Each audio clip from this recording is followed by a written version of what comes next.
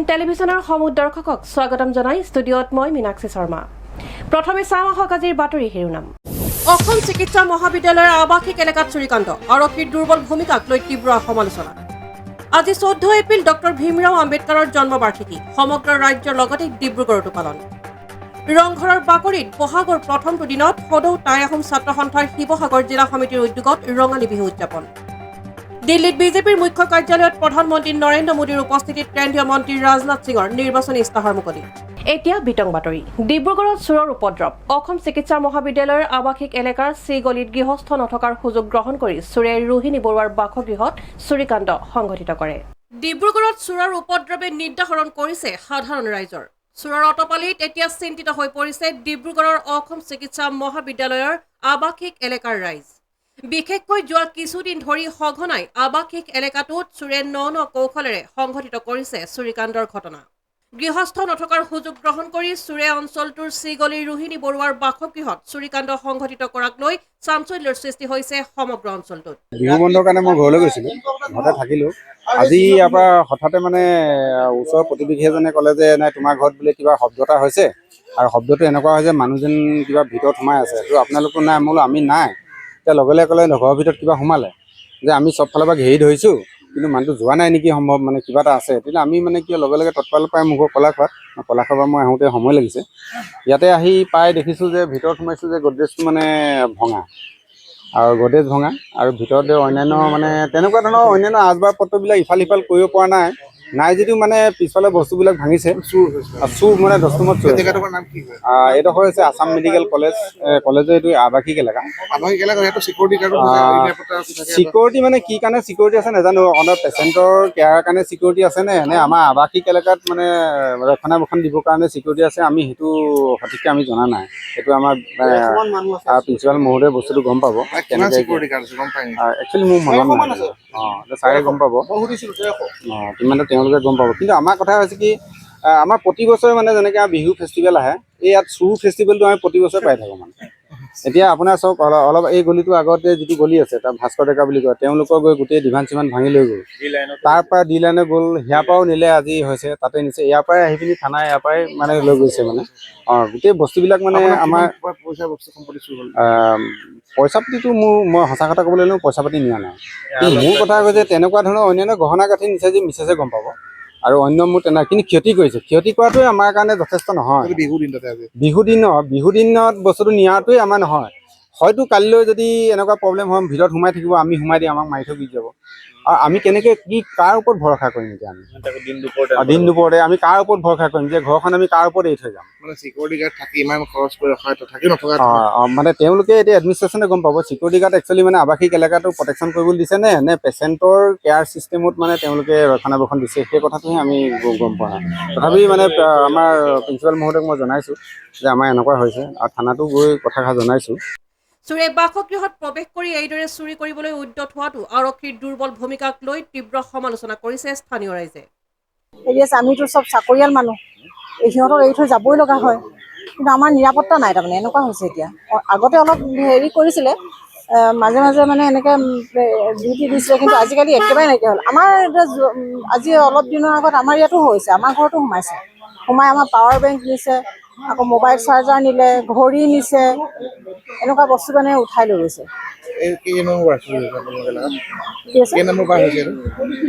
হৈয়ে আছে মাজে মাজে।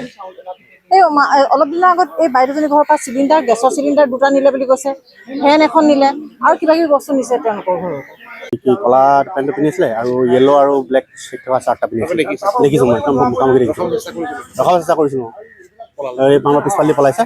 ডিব্ৰুগড়ৰ পৰা জয়ৰ সহযোগত আইনুল আহমেদৰ report, AN television.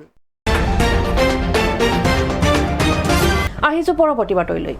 14 April doctor Bhimrao আম্বেদকাৰৰ জন্মবাৰ্ষিকী উপলক্ষে পালন কৰা এক বাৰ্ষিক উৎসৱ। ইয়াৰ লগতে সংগতি ৰাখি ডিব্ৰুগড় চহৰখনৰ গাৰ্ড কোৱাৰ্টাৰ নামঘৰ সমিতিয়ে চহৰখনৰ ভিন্ন প্ৰান্তত কণ ছাত্ৰ ছাত্ৰীৰ মাজত বহী, কলম আৰু পেঞ্চিল বিতৰণ কৰে। আজি 14 এপ্ৰিল অৰ্থাৎ ডক্টৰ ভীমৰাও আম্বেদকাৰৰ জন্মবাৰ্ষিকী উপলক্ষে পালন কৰা এক বাৰ্ষিক উৎসৱ। 1891 চনৰ আজিৰ দিনটোতে জন্মগ্ৰহণ কৰা ডক্টৰ বাবা চাহেব আম্বেদকাৰ ভাৰতৰ সংবিধানৰ খচৰা প্ৰস্তুত কৰা আৰু ভাৰতৰ প্ৰান্তীয় জনগোষ্ঠীৰ অধিকাৰৰ পোষকতা কৰা এজন বিশিষ্ট সমাজ সংস্কাৰক, আইনবিদ, অৰ্থনীতিবিদ, ৰাজনৈতিক নেতা আছিল। স্বাধীন ভাৰত নিৰ্মাণৰ ক্ষেত্ৰত তেওঁৰ অগণন অৱদানক সন্মান জনাই জন্মদিনটো আম্বেদকাৰ জয়ন্তী হিচাপে উদযাপন কৰা হয়। আজিৰ এই বিশেষ দিনটোৰ লগতে সংগতি ৰাখি ডিব্ৰুগড় চহৰখনৰ গাৰ্ড কোৱাৰ্টাৰ নামঘৰ সমিতিয়ে চহৰখনৰ ভিন্ন প্ৰান্তত কণ কণ ছাত্ৰ-ছাত্ৰীৰ মাজত বহী, কলম, পেঞ্চিল বিতৰণ কৰে। এই ক্ষেত্ৰত ছাত্ৰ-ছাত্ৰীৰ ভৱিষ্যতৰ প্ৰতি উজ্জ্বল কামনা কৰি এক পদক্ষেপ গ্ৰহণ কৰে বুলি জানিবলৈ দিয়ে।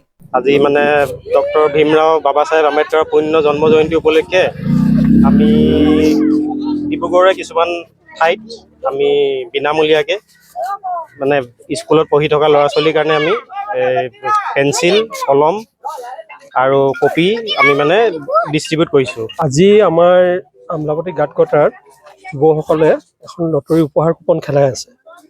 এই উপহাৰ কুপনখনৰ লগত জড়িত কৰি আজি তেওঁলোকে ডক্টৰ আম্বেদকাৰৰ জন্মতিথি উপলক্ষে খুব ভাল এটা প্ৰগ্ৰেম তেওঁলোকে হাতত লৈছে।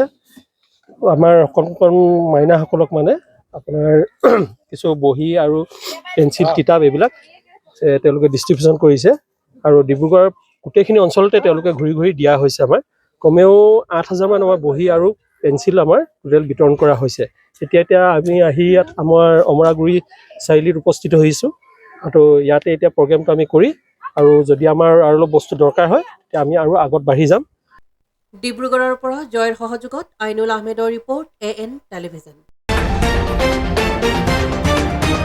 আজি হুল্টা বৰষৈচীৰ প্ৰথমটো পেভিলিয়ন ৰংঘৰৰ বাকৰিত বহাগৰ প্ৰথমটো দিনত সদৌ টাই আহোম ছাত্ৰ সন্থাৰ শিৱসাগৰ জিলা সমিতিয়ে অনুষ্ঠিত কৰা ৰঙালী বিহুত অসমৰ বিভিন্ন প্ৰান্তৰ লোকে বিহু উপভোগ কৰে।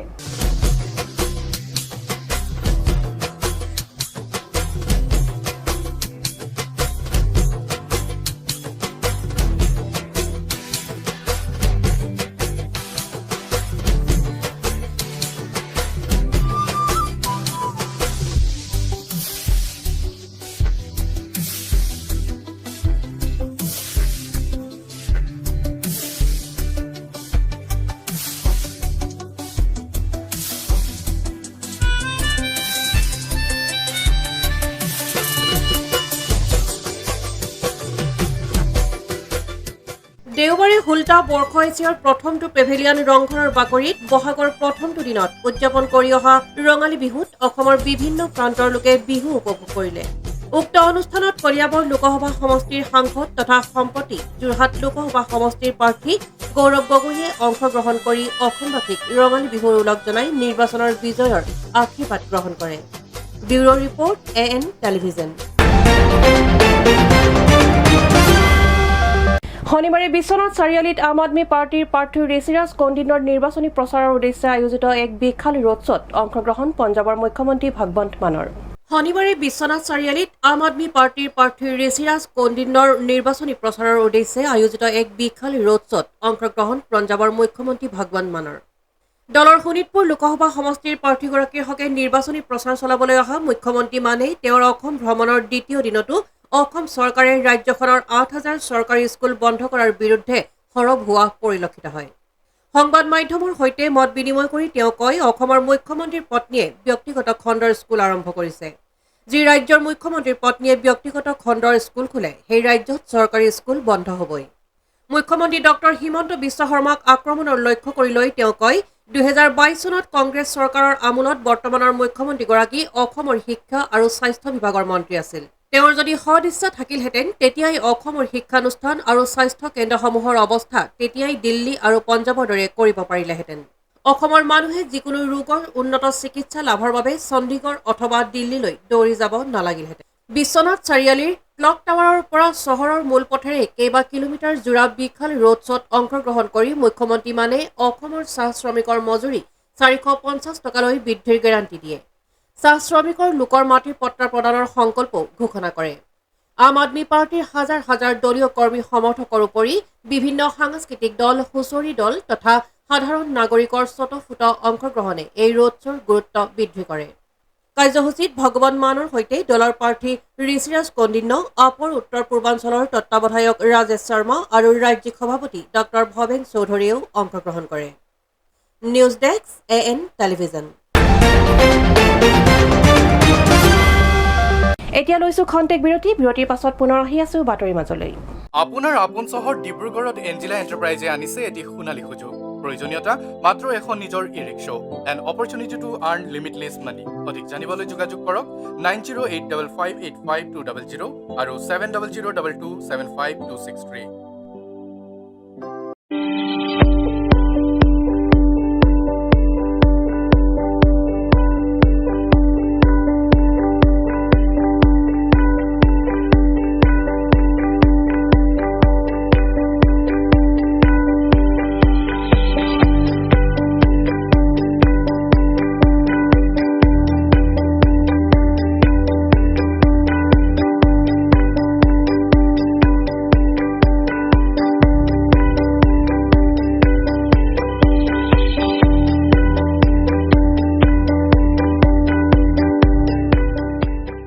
পুনৰ আহিছোঁ বাতৰিৰ মাজলৈ। ধুবুৰী জিলাৰ চাপতগ্ৰাম আৰক্ষী চকীৰ অন্তৰ্গত চাপতগ্ৰাম কাছাৰীত 57তম চৰক পূজা উদযাপন কৰে।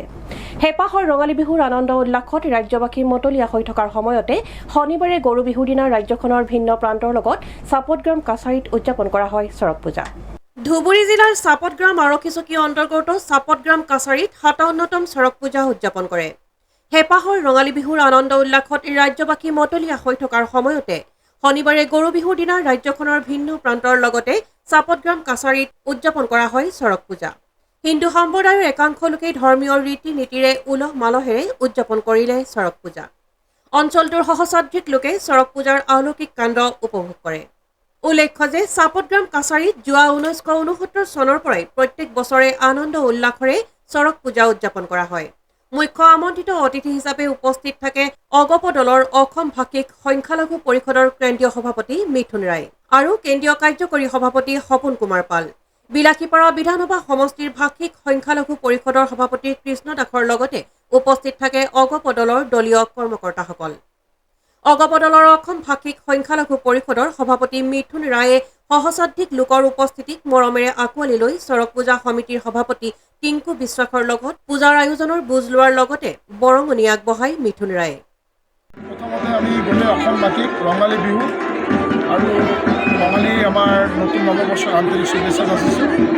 ইয়াত আমাৰ চাপতগ্ৰামৰ কাছাৰী যিটো চৰক মেলা কমিটি আছে তেখেতসকলে মোক আমন্ত্ৰণ জনাইছিলে।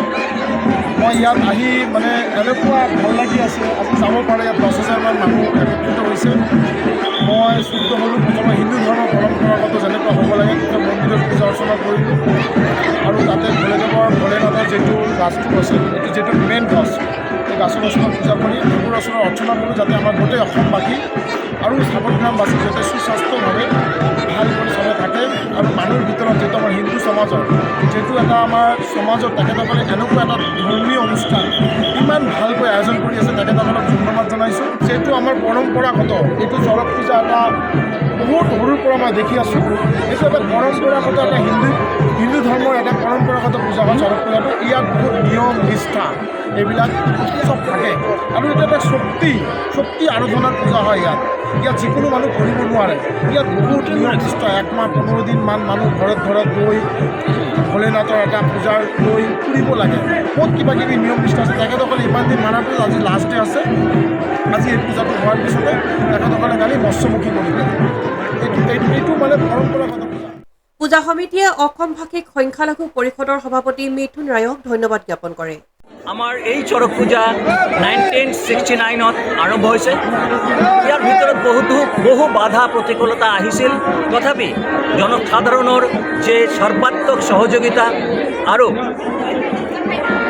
এনকাৰেজমেণ্ট পাই আছোঁ আমি, আৰু সিহঁতে আমাক এনকাৰেজ কৰি আছে। গতিকে আমি এই পূজা চলাই নি আছোঁ। 14 অসম গণ পৰিষদৰ ভাষিক সংখ্যালঘু ৰাজ্যিক সভাপতি শ্ৰীযুত মিথুন ৰায় মহোদয় আমাৰ মাজত আজি উপস্থিত হৈছে। এখেতেও আমাৰ এই পূজা আমাৰ যিটো ৰিচুৱেল আছে এইটো বহুত ভাল মানি চলে। আনহাতে ৰঙালী বিহুৰ শুভেচ্ছা জ্ঞাপন কৰে ভাৰতীয় জনতা পাৰ্টীৰ চাপতগ্ৰাম চাকাতি মণ্ডল সভাপতিয়ে। সমূহ ৰাইজক আগন্তুক ৰঙালী বিহু আৰু বিচুৱা অলপ যাচিছোঁ। সকলোৰে মংগল কামনা কৰিছোঁ। আশা ৰাখিছোঁ যাতে সকলোৰে মংগল হয়। আমাৰ যোৱা কেইদিনমান আগতে 2 দিনমান আগতে আমাৰ ঈদ হৈ গ'ল। ঈদৰো আপোনালোকক ঈদ মুবাৰক দিছোঁ। আশা ৰাখিছোঁ আগন্তুক দিনবিলাক যাতে সকলোৰে ভালে যায়। মংগলময় হয় তাৰ আমি ভগৱানৰ ওচৰত প্ৰাৰ্থনা ওপৰৰ ওচৰত প্ৰাৰ্থনা কৰিছোঁ। আমি আশা ৰাখিছোঁ যাতে সকলোৱে মিলিজুলি এইটো এটা উৎসৱৰ দৰে আমি যেনেকৈ ঈদ এটা উৎসৱ পালন কৰি গ'লোঁ, বিচুৱা লগতে বিহু আমি উৎসৱ যিটো পালন কৰিব গৈ আছোঁ, ঠিক তেনেদৰে যাতে আমি এই ইলেকশ্যন যিটো আমাৰ আগন্তুক দিনৰ 7 তাৰিখত আমাৰ ইয়াতে অসম আছে, এইখিনিও যাতে আমি তেনেকেই এটা উৎসৱৰ নিচিনাকৈ যাতে পাৰ কৰিব পাৰোঁ, সকলোৱে একত্ৰিত হৈ যাতে পাৰ কৰিব পাৰোঁ, সকলোৱে যাতে ভোটৰ দিয়াৰ পৰা যাতে কোনো বিৰত নাথাকে, তাৰে মই সকলোৰে ওচৰত কামনা ৰাখিছোঁ। Bureau report AN television. আহিছো অন্য এটা বাতৰিলৈ। শনিবাৰে বাক্সাৰ নিকাচিত বিজেপি দলৰ এক যোগদান সভা অনুষ্ঠিত হয়। উল্লেখ্য যে সভাত মন্ত্ৰী জয়ন্ত মল্ল বৰুৱাৰ উপস্থিতিত GSP BPF কংগ্ৰেছ দলৰ অৰ্ধ শতাধিক সদস্যই বিজেপি দলত যোগদান কৰে। শনিবাৰে বাক্সাৰ নিকাচিত বিজেপি দলৰ এক যোগদান সভা অনুষ্ঠিত হয়। এই সভাত অংশ লৈ ৰাজ্য চৰকাৰৰ কেবিনেট মন্ত্ৰী জয়ন্ত মল্ল বৰুৱাই কংগ্ৰেছ দলক কটাক্ষ কৰি কয় যে এইবাৰৰ নিৰ্বাচনৰ পাছতে কংগ্ৰেছ দল অস্তিত্বহীন হৈ যাব। আনকি মন্ত্ৰীগৰাকীয়ে কংগ্ৰেছ দলৰ ৰাজ্যিক সভাপতি ভূপেন বৰাকো এগৰাকী কমেডিয়ান বুলি তাচ্ছিল্যসূচক মন্তব্য কৰে। ইফালে অহা 17 এপ্ৰিলত নলবাৰীত নৰেন্দ্ৰ মোদীৰ সভাত 3 লাখ লোকৰ সমাগম ঘটাৰ বিপৰীতে ৰাহুল গান্ধীৰ সভাত 2000 লোকহে উপস্থিত হ'ব বুলিও কটাক্ষ কৰে। লগতে সাংসদ নৱকুমাৰ শৰণীয়াই মিত্ৰতাৰ ধৰ্ম ৰক্ষা কৰিব নোৱাৰাৰ বাবে BTC পৰিষদৰ পৰা EM ঘনশ্যাম দাসৰ পদ বাতিল কৰা হৈছে বুলিও জানিব দিয়ে মন্ত্ৰী বৰুৱাই। উল্লেখ্য যে সভাত মন্ত্ৰী জয়ন্ত মল্ল বৰুৱাৰ উপস্থিতিত GSP BPF কংগ্ৰেছ দলৰ অৰ্ধ শতাধিক সদস্যই বিজেপি দলত যোগদান কৰে। News desk AN television. আজিৰ শেষৰটো বাতৰি। লোকসভা নিৰ্বাচনৰ বাবে দেওবাৰে বিজেপিয়ে জাৰি কৰিলে নিৰ্বাচনী ইস্তাহাৰ। দিল্লীত বিজেপিৰ মুখ্য কাৰ্যালয়ত প্ৰধানমন্ত্ৰী নৰেন্দ্ৰ মোদীৰ উপস্থিতিত কেন্দ্ৰীয় মন্ত্ৰী ৰাজনাথ সিঙে জাৰি কৰিলে নিৰ্বাচনী ইস্তাহাৰ। লোকসভা নিৰ্বাচনৰ বাবে দেওবাৰে বিজেপিয়ে জাৰি কৰিলে নিৰ্বাচনী ইস্তাহাৰ। দিল্লীত বিজেপিৰ মুখ্য কাৰ্যালয়ত প্ৰধানমন্ত্ৰী নৰেন্দ্ৰ মোদীৰ উপস্থিতিত কেন্দ্ৰীয় মন্ত্ৰী ৰাজনাথ সিঙে ঘোষণা পত্ৰ জাৰি কৰি কয় যে ইস্তাহাৰৰ বাবে প্ৰায় 15 লাখ পৰামৰ্শ লাভ কৰা হৈছে, যাৰ ভিতৰত মুখ্য বিষয়সমূহ বাছনি কৰা হৈছে। তেওঁ কয়, আমি 2014 চনৰ প্ৰতিশ্ৰুতি পূৰণ কৰিছো। 2047 চনলৈ ভাৰতক বিকশিত ৰাষ্ট্ৰ কৰাৰ বাবে আমি সংকল্প লৈছো। লগতে কয়, মোদীৰ গেৰাণ্টি 24 কেৰেট সোণৰ দৰে শুদ্ধ। নিৰ্বাচনী ইস্তাহাৰত থকা গুৰুত্বপূৰ্ণ বিষয়সমূহ হৈছে 2026 চনৰ অলিম্পিক আয়োজন, মহিলাসকলৰ বাবে 3 কোটি লাখপতি দিদি, চাৰ্ভাইকেল কৰ্কট ৰোগ, স্তনৰ কৰ্কট ৰোগৰ বাবে পৰিকল্পনা কৰা হ'ব। শ্ৰী আন্নাই নেনো ইউৰিয়া আৰু কৃষি আন্তঃগাঁথনি বিকাশ কৰিব। মাছমৰীয়াসকলক সহায়, ভাৰতৰ ঐতিহ্যক বিশ্বলৈ লৈ যোৱাৰ বাবে যুগৰ চৰকাৰী প্ৰমাণপত্ৰ প্ৰদান কৰিব। সুবিধা বঞ্চিত শাখাক অগ্ৰাধিকাৰ দিয়া হ'ব। 2025ক জনজাতীয় গৌৰৱ হিচাপে ঘোষণা। OBC SC ST সকলৰ বাবে সন্মান, নগৰীয়া আৱাস আৱৰ্জনা মুক্ত কৰা হ'ব। সমগ্ৰ বিশ্বতে ৰামায়ণ উৎসৱ পালন, ইয়ে ভাৰতৰ সংস্কৃতিক সমৃদ্ধ কৰিব। ঘোষণা পত্ৰ জাৰি কৰি বিজেপিৰ ৰাষ্ট্ৰীয় অধ্যক্ষ JP নাড্ডাই কয়, 60,000 গাঁৱক পকী ৰাস্তা নিৰ্মাণ কৰা হ'ব। নিৰ্বাচনী ইস্তাহাৰ ঘোষণা কৰাৰ সময়ত প্ৰধানমন্ত্ৰী নৰেন্দ্ৰ মোদীৰ লগতে বিজেপিৰ ৰাষ্ট্ৰীয় অধ্যক্ষ JP নাড্ডা, কেন্দ্ৰীয় গৃহমন্ত্ৰী অমিত শ্বাহ, প্ৰতিৰক্ষা মন্ত্ৰী ৰাজনাথ সিং আৰু বিত্তমন্ত্ৰী নিৰ্মলা সীতাৰমণ উপস্থিত থাকে। News desk AN television. আজিৰ বাতৰি ইমানেই। AN টেলিভিছনৰ ষ্টুডিঅ'ৰ পৰা মই মীনাক্ষীয়ে ইমানতে বিদায় লৈছো। নমস্কাৰ।